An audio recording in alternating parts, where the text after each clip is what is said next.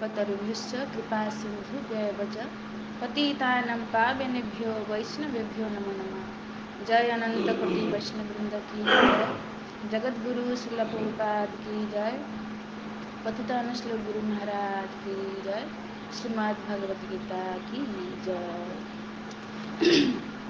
तो ढेर सारा शुभकामनाएं शुभेच्छा आज रही साधु संघ प्रोग्राम रे आपण समस्त को बहुत बहुत धन्यवाद।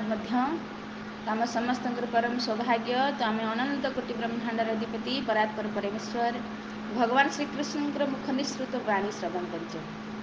तो आम ए पहुँची जाइए षष्ठ अध्याय ध्यान योग। तो जो अर्जुन को प्रश्न थिला प्रभु जो जोगी से ध्यान करू बा ज्ञान अर्जन करू बा भक्ति करू तो आपण सहित तो जन कन प्रकार जोड़ी ना जदि तार अधपतन हो जाए माने सी कि बाट जोड़ला पुणी छाड़ दिए मायार प्रभाव में आसिकी से भक्ति को छाड़ दिए बा जो अष्टांग योग साधना करता छाड़ दिए तार गति कौन दिए तार उत्तर में भगवान ये कहते कौन जगभ्रष्ट विजायते सुचिताम श्रीमताम गेहे। गत श्लोक आम शुणिकी गले सुचिता माने पवित्र भक्त घरे श्रीमता माने धनी घरे जन्म दिखती। किए जन्म दौरान आम देखा कर्म आम समस्ते स्वतंत्र भाव में तो करुचे किंतु फल आम स्वतंत्र भाव में भोग करवानी भगवान देवे। तेणु भगवान देखुं आम कौन कौन कर भगवान ने भागवत में कहते कौन भगवान विषय जे से अभिज्ञ अभिज्ञ माने सबू जीवों विषय जानी भूत भविष्य वर्तमान है ना कहीं सी परमात्मा रूप में अच्छा बोली जापार। आम भी दी तीन छुआ जन्म करचे है ना आम जापारे ना एवं सी हैदराबाद में अच्छा से कौन कर शुईक उठिले ना ना खाई ना ना कि ना जापारे कि भगवान समस्त सृष्टि कर जेहेतु परम पिता परमात्मा भगवान सब जीवों हृदय अच्छा तेणु सी सब जानते गत जन्म किए कौन करते जन्म धरिकी कौन कौन कर सबू से नहीं तो अर्जुन को कौन कहले जे करोड़ वर्ष पूर्व ये ज्ञान को सूर्यदेव को देते आदि तथ्य देव तो भगवान करोड़ वर्ष कथा भी मन रखी था से भगवान तो से जन्म दिखती आम भक्तिर देखिकी परसेंटेज कि 90% जाकि भक्ति करता कि 10% बाकी देला छाड़देला बा तार मृत्यु हो गला अंत काल से भगवान को स्मरण कर पारानी। तो जगर पूर्णता कौन जगर पूर्णता माने अंतिम समय अंत काल जो भगवान को स्मरण करके मरिया बस वैकुंठ धाम गोलक धाम आपन को प्राप्त होगा।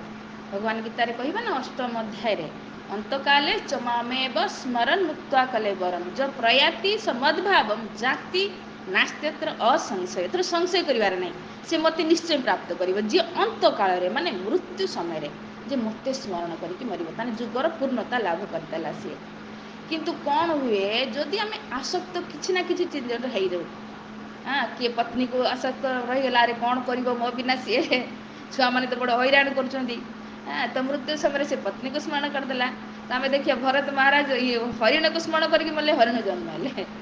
तो ये मृत्यु समय बहुत इम्पोर्टाट तो आम से तो ये अभ्यास करुचे ताकि मृत्यु समय भगवान को स्मरण हो जाए कि बेले बेले कौन हुए न हुए आम स्मरण न करूँ कि किए धन को स्मरण कला किए पुत्र को स्मरण कला किए पत्नी को स्मरण कला जो भी तो जिते संसार किसी विषय वस्तु को स्मरण करके देह त्याग कले तो आम आम मृत्यु पर पुणी भगवत धाम पाइपर ये जगर पूर्णता हो पारानी। किंतु किंतु भगवान ये ग्यारंटेड दौरान कौन जे श्रीमताम सुचिताम धनी घरे भक्त घरे ताकू मु जन्म देनी और भगवान ये श्लोक आज श्लोकर कौन कहले कि खूब ज्ञानी जोगी मान गृह से जन्म नियंती वास्तविक ए प्रकार जन्म पृथ्वी बड़ दुर्लभ भावी पारत गोटे यदि भक्त घरे जन्म नवा माने मूलरू आमको कौन से सौभाग्य मिले सबकि बापा माँ सहित भक्ति करार है ना प्रसाद से मूलर प्रसाद पाइब बापा माँ सहित तीर्थ को भी जीव साधु सत घर को आसते सेवा कर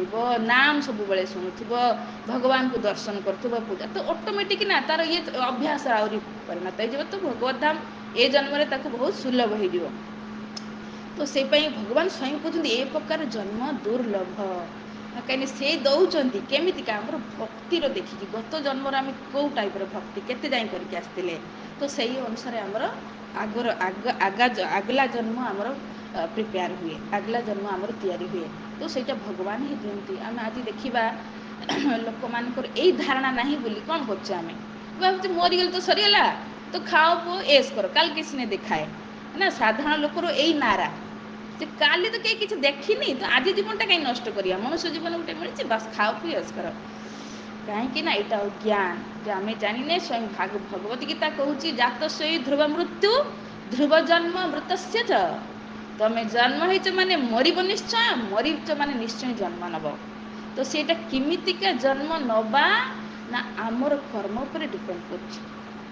तो जदि आम भक्ति आचरण करिथिबा तो किछि बाट जदि जाइकि भी न छाड़ देथिबा, फिर भी भगवान एठी आश्वासना दउछन्ति भाई तार किछि क्षति नाही, से पुणी आउ थरे भक्ति जो करी एमती जन्म नब ताकू सुजोग मिलिबो। ताकू सद्गुरु मेन कथा सद्गुरु को शरण जीवा एटाई तो बड़ काठिगर पाठ है ना। संसार गुरु ही बहुत बसुंती, बहुत लोग से भाई गुरु को शरण रे जाइछन्ति, किंतु से गुरु को शरण रे जाइकि केबे तांकर उद्धार हेबनी। ए संसार आम आज जदि प्रभुपाद को शरण रे आसे ना केते केते जन्म आम सुकृति करथिबा, हाँ तेबे जाइए सद्गुरु मिले जहाँ को आश्रय रही बसिक आम आत्मार ज्ञान को प्राप्त कर। आम आज जहाँ भी कर शरीर धारणा मरीगल तो सरीगला, कहीं शरीर को तो नहीं जलि दिया हो ना, शरीर तो गला तो ता बोली आम खाइया पीवा सब छाड़देवा, कहीं काल तो आम किसी देखी ना। किंतु सद्गुरु कौन करती आमर आखि ज्ञान चक्षु खुलती, से जनाते नाई नहीं मरीगली सब सरीगलानी।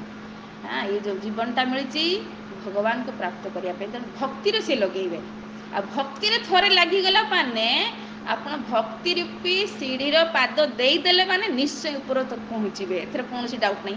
एथर आप तृतीय सीढ़ी जाए गले, धर 10टा सीढ़ी अच्छी तो तृतीय जाए गले 8 चतुर्थ रु आरंभ करेंगे, फिर षष्ठ जाए गले तो 8 को 7 नंबर आरंभ करेंगे, आउ तल को खसबार नहीं बा संसार गुमराह होबार नहीं।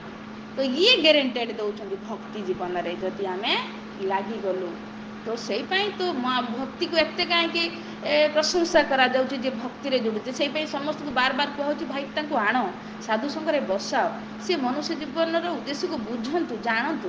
कहीं वास्तविक देखा गले मनुष्य जीवन गोटे ही मात्र उद्देश्य कौन, भगवान को प्राप्त करवा। कहीं ये मनुष्य जीवन में ही आम भगवान पाखक जापर, किंतु यहाँ क्या जना ही नहीं, क्या यहाँ जना नहीं। से नहीं छोट पिला देखिए स्कूल रे जो पिला माने छोट छोट पिला कह तो छुआ बड़ है कि कौन हबू, तो किए कहू हम पुलिस अफसर हेमी, किए कहू प्रोफेसर हेमी, किए कहू गोटे साइंटिस्ट हेमी। हाँ तो ये बापा माँ से शिखुंट जे ये साइंटिस्ट हो बा प्रोफेसर हो बा प्रधानमंत्री हो किसी भी हो, ये संसार ये सब पद प्रतिष्ठा क्षणस्थायी, तो मनुष्य जीवन हाथ रू गला। तो ये जो दुर्लभ मनुष्य जीवन मिलता 84 लाख जनी पर गोटे अवसर, तो गोटे मात्र लक्ष्य केवल भगवान को प्राप्त करवा। भगवान को प्राप्त करने से भगवत धाम रास्ता जावाई तो सीढ़ी रे चढ़ते पड़ो ना आगे, और से सीढ़ी को आसापी सीढ़ी पादरे पाद देवाई हेले आमको साधु संग दरकार, तो बिना साधु संगे ज्ञान केबे मिलबनी। तो से आम समस्ते एमती देखा गले समस्ते भाग्यवान, और जे मैंने जे मन को आणिक आप साधु संग प्लाटफर्म भी जोड़ी देवे ना, तो से भी आप भाग्यवान बनई पारे। कि ही आम बुझीपार आम मनुष्य जीवन उद्देश्य। तो जदि भगवान केते सुंदर कहते ना, जदि आप भक्ति रास्ता चली पूरा भी चली न पारे फिर ग्यारंटेड दौरान आउ थे आमको मनुष्य जीवन सुजोग मिल, पुणी सद्गुरु भी आमको खोजापी पड़ोनी, से मानने आपे आपे आप पाखक आसज कि आप भक्ति गत जन्म छाड़ी। तो सबकि भगवान व्यवस्था करदे कहीं से सब जानते आम गत जन्म कौन करते कौन ना।